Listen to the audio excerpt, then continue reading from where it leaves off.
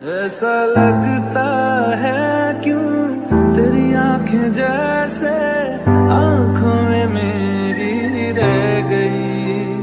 कभी पहले मैंने ना सुनी जो ऐसी बातें कह गई। तू ही तू है जो हर तरफ मेरे, तो तुझसे परे मैं जाऊं